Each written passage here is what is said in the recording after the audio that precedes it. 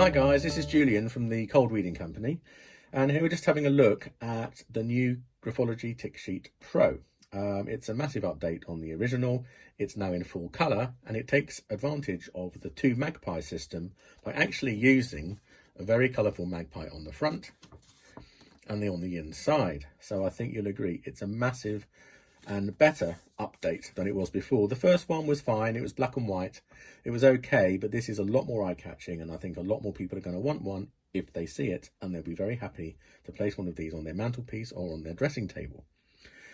So the system is the same as before. It uses the words two magpies, and I will just demonstrate what writing two magpies looks like in my terrible handwriting. And also I'll write my signature there. Now, this is how you will start a reading with someone else. Like the original, you have the two magpies written at the top in the space and the signature at the front. What's different now is the inside, you don't have them right. You just have them right on the front, which I think is much better. The other noticeable difference is actually that there's a thing now called the slant-based grid, which is a way of making the slants and the baselines of someone's handwriting a bit more interesting and more fun to talk about. The magpie trapped in his cage in the middle explains how the slants and the baselines work. And what you basically do is when they write their two magpies and they write their signature, you assess where they are and you either fill it in for their two magpies, or you put a circle for their signature on the grid, and then they can check, and you can check where it lands to find out what that means about their personality. So if you were kind of there, you could be emotionally responsive and upbeat. If it was down here, which meant it was slanting backwards a lot and incredibly going down, you'd be emotionally withdrawn and very downbeat. And you do one for the two magpies writing and for the signature. Now also, with the update, are new circles at the bottom, which are much prettier now with little graphics in each one. The big circle is where you put the numbers from 1 to 9 to assess their writing of two magpies, and in the smaller blue circles you do an assessment of their signature. But usually what you do first is you open it up and you use the left hand side to go through each of the letters in two magpies. The GP, the TI, the MW, OE and AS. We do the letters in pairs as explained in the original tick sheet. And all you're doing is you're putting a circle around how big you think the trait is. So how loopy is the bottom of the G? How big is the main part of the P? The TI is the golf analogy. If you've used my method before, you'll understand it's about the slant of the cross on the T and where the dot ends up. So you put a line where you think the angle of the T is, you put a line on how high you think the line goes across the T, and you fill in one of these dots. So this is a much nicer way of doing it than the original. And then you've got the usual thing of the M and W, O and E, A and S. You literally circle the bits of where you think it is. So on the inside, we're looking at the zones this time. So the zones are whether it's the top, middle or the bottom, which is using the most space. More often than not, it's the middle of a person's writing that's the fuller, but sometimes you'll be surprised. There's lots and lots of top area or bottom area. So this is for you to assess that and circle it.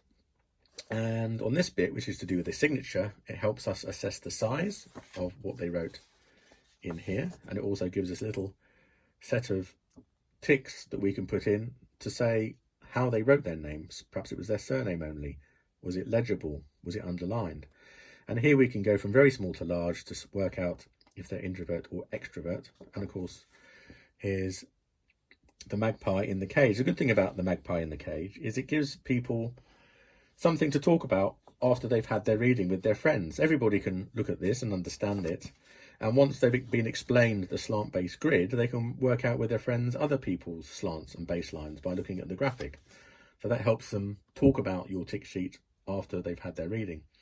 And finally, you've got 12 signatures here of famous people, which I always end a reading by comparing someone's signature with those of famous people, and we talk about what are the similarities and differences, because that's just a really fun way of ending a reading, and it involves people's curiosity a lot more. So I've changed the signatures on this new version to bring it a bit more up to date and making it a bit more cross-cultural. So there's enough black and white there's more balance between male and female, and there's slight more variation in where these people actually come from. So Marilyn Monroe, Bill Gates, Charles Darwin, Martin Luther King, Stanley Kubrick, Madame Curie, Ludwig van Beethoven, Stephen King, Oprah Winfrey, Albert Einstein, J.K. Rowling, and Mahatma Gandhi. It's quite a good selection, which you can compare someone's signature to. And at the bottom on the left inside bit, there is a space for you to put your own details. You could either write these in yourself, you could have a sticker that you stick on, or if you're really clever, and I'm hoping that you're clever enough, especially nowadays where you're printing this off on your colour printer yourself anyway, that you'll be able to insert your own details here using your own favourite software. You could probably do it in Word or some very basic programs that come with your computer these days. I tend to use Photoshop because I live in Photoshop a lot of the time making this kind of stuff up. But if you can't do it yourself and you don't want to put stickers, then you probably know someone who does. Usually a nephew or someone 20 years younger than you from experience. Anyway, that is the new Graphology Tick Sheet Pro. And I've put this on slightly thicker stock than usual so it stands up. Now, it's up to you how you do it. I recommend you doing it on at least something this thick. You can make it thicker, so it looks more like a greetings card, but it really does depend on your printer. Some printers don't really like anything thicker than this, so you have to do a bit of experimenting. I've previously jammed older printers with thicker paper because they just could not handle it.